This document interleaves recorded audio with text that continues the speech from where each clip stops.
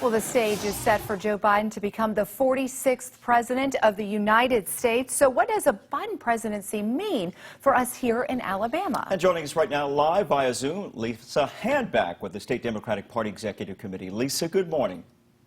Good morning, Pat. Good morning, Marie. Good morning. On a very historic day, trying to bring the nation together, obviously Joe Biden was not the choice for most voters in Alabama. So what are some of the issues that you think that all sides can come together and find some common ground? Well, I think that what Joe Biden has really built his brand on and why he decided to run for office was he saw that there was such a division in this country. Granted, that existed before the Trump administration, but it's been made even more clear how divided we are as a country. And he was a candidate running on unity. And I think that that's something that we can all get behind, coming together, being able to work together again. And I think that that's what his administration is going to do. Lisa, usually a president gets some sort of honeymoon period at the beginning of their term. Do you think this is going to happen here? I don't think so. I mean, as we know, he's coming into the situation. We're still in the middle of a pandemic and an economic crisis.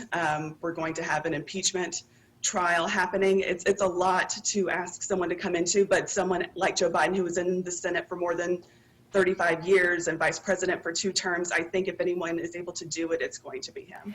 Lisa, you just mentioned the impeachment there. How much does a Trump impeachment keep Joe Biden from getting the start he needs to get us past COVID and potential economic recovery?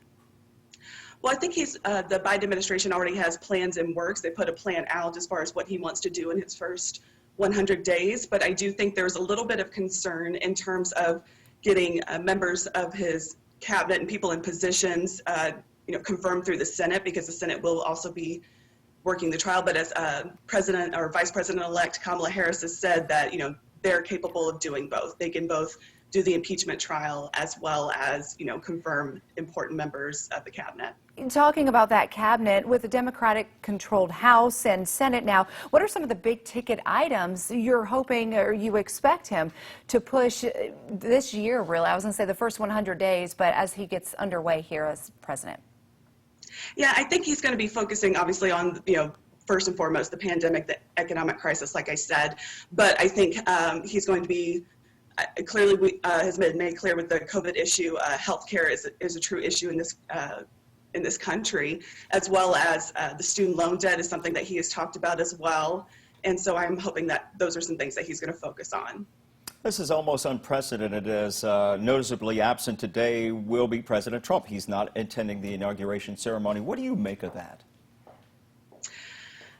I'm honestly not surprised. It's upsetting still, even though it's not surprising. And I think it just does more to, I think him showing up would definitely show more, unity and kind of really backing up things that he's, the statement he released recently about wishing this new administration luck. But it was not something I was surprised by.